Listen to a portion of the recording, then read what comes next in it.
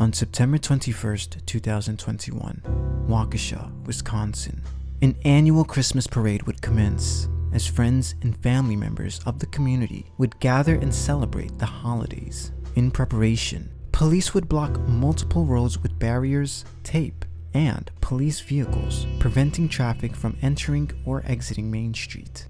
At 4:35 p.m., police dashcam would capture a red Ford Escape driving through Main Street disregarding police presence, going approximately 34 miles per hour. The driver of the vehicle would fatally strike Willem, Jane, Leanna, Virginia, and Jackson while injuring 60 others in the process.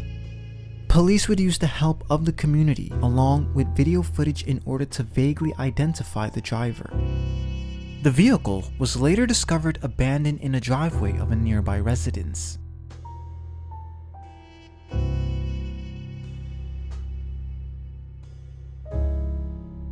Two hours later, video of the suspect was captured on multiple surveillance systems, attempting to elude authorities.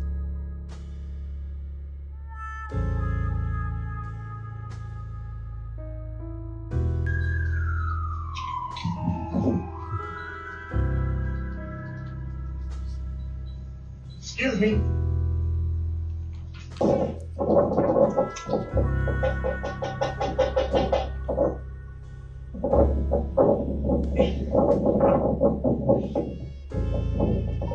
Hey, I called an Uber and I'm supposed to be waiting for it over here, but I don't know when it's coming. Can you call it for me, please? I'm homeless.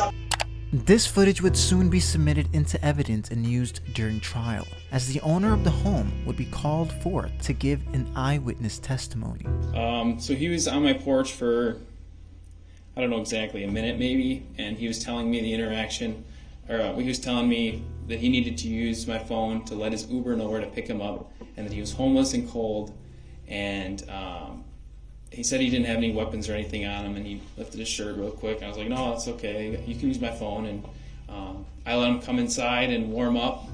I just tend to believe people, and I'm from a small town, and we had people that need help all the time because we live right off a highway. So I'm used to, didn't faze me too much. I mean, I was nervous for sure, but I was like, yeah, I can let you use my phone. And he made it sound like the Uber was going to be here just any second, just needed to know where to pick him up. So I said, yeah, you can come and warm up while you wait for the Uber.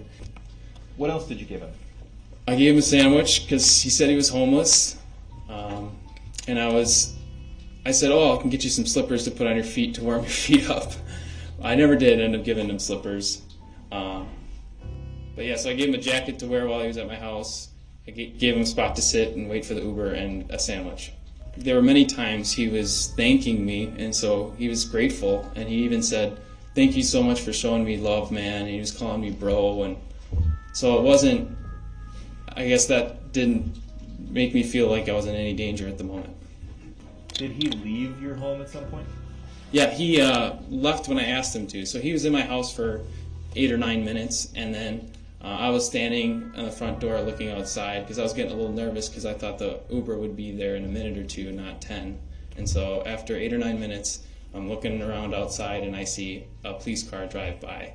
And then I see another one coming down the street. And so I tell him, I say, hey, we don't get a lot of police traffic on this street, and I'm getting nervous, and this is just too weird of a situation. You're fine to wait for your Uber, but you need to do it outside of my house.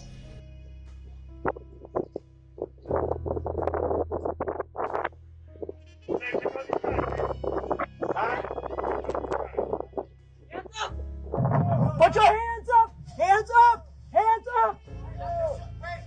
Get on the ground! The driver in the vehicle was later identified as 40-year-old Darrell Brooks, aka MathBoi Fly. Live in the booth, playing with them bloods, they gon' pop you like a skillet. Remember when I used to play the hard back in middle school? Remember when them cases had me stuck in that cubicle? Fall out all of a sudden, now I'm a foul. Let me explain that. Call a Uber before you double back and hit the Uber too. Darrell was no stranger to the law, as he was arrested on a handful of occasions from 1999 to current date. This list includes multiple battery charges, failing to appear in court, being on a registry, fleeing police from a traffic stop, lying and falsifying documentations, a failure to pay child support, domestic violence on numerous occasions, and was even accused of shooting at a relative. Darrell was originally taken into custody and questioned by FBI agents due to the severity of the situation. In the beginning of this analysis, Darrell is questioned by detectives under the presumption of a less serious crime. Before Darrell decided to drive through Main Street, video surveillance footage would reveal an altercation occurring moments prior. This may pose as a possible motive, so detectives begin to inquire about the altercation. We will often notice the detective's use of profanity. This essentially allows Darrell to converse as comfortably as possible, as further dialogue will prove this to be effective. Detectives begin by strategically inquiring into the vehicle, along with gathering information that may further prove intent. This is obtained without raising suspicion, as this can cause Darrell to completely shut down. Where the charges go again? Squash something. Squash something for me. It's saying more incriminating stuff. I'm already like I'm about to lose my life, man.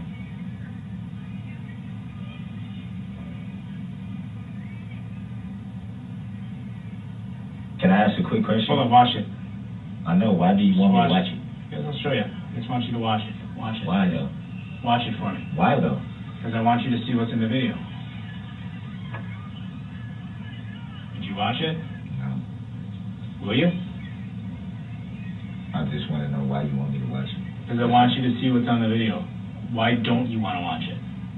I just want to know why you want me to watch it. I didn't say I just want you to see what I told you. Problem. You're not accepting the answer. I told you I want you to see what's in it. That's why I want you to watch it. You wanted information from us, we're I sharing want it. you to watch it and see what's in it. Yeah, it's a good point. It's information sharing. Okay, so I want you to watch it and see what's in it. It's like you like badgering me like a little But bit. Darrell, you asked me a question. Okay? And this is more than what we had before. So I am showing you more. I'm asking you to watch it. Will you watch it? I mean, I don't have a problem with it. Okay, I that's just fine. want to know what was the reasoning. Because I want you to see what's in it. I mean, I'm pretty much. It's not complex. It's just, you know what I'm saying? It's just that. I want you to see I what understand. happens. I'm just saying I already know. I already have an idea from what you guys was saying earlier. But I want So you to it's like, see it. It's like watching all I'm thinking about right now is Here, we'll talk in a what a second. hell of a journey it's been, but this is how my story ends. That's all I've been thinking about. Like, it's nothing that I want to. Can you look down? Why do you want me to see that card? Why? Because I think it's important. Why is it important? Is it to make, like, what is it? Well, why don't you want to look? I'm just asking. I'm not trying to raise my voice at you, or I'm not. I'm just asking you why you don't want to look. I'm just saying, why do you want me to look? So you Because I see, think it's important. So you see what happened. you told me You what see- happened. You already told me what happened, Kurt. Y'all told me what happened. I understand my life is over. I'm trying to come to grips with that. I'm trying to come to grips with the fact that this is how my story ends. From trying to love somebody, I'll never see my kids again. My mom, my relationship is gone from me, and it's like, what is it? What is it to look at And more? that's- My life is for me to look at my life end. That's you, Darrell. Is it looking at my life ending? These are the same photo. I'm just telling you that. Okay? I think it's important you see these. It's important for me to see my life end. It is important for you to see them. For my life to end. Are we gonna keep going round and round about this, or is there something you want to tell me? Nothing's gonna help me at this point. Everybody knows what was going on from that y'all knew last night, why I was getting investigated, why I was, you know what I'm saying? Those are children right there. See, those are kids. See that little kid right there?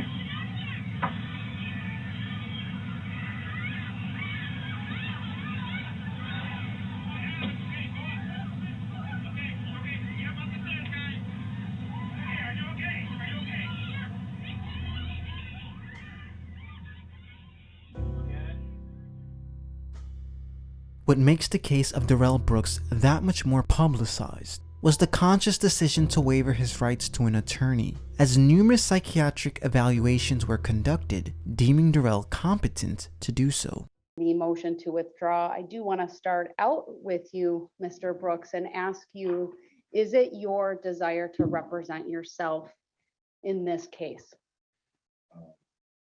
It is, I would like to proceed in this matter, for prior persona, not pro se. Say that last part again. I would like to proceed in this matter in pro per, not pro se. So you're going to have to tell me what you think that means. Not only would this be a grave mistake on Darrell's behalf, but also make a mockery of the court's presiding. It says near Frame Park, so it is in there, but that was just one question I had.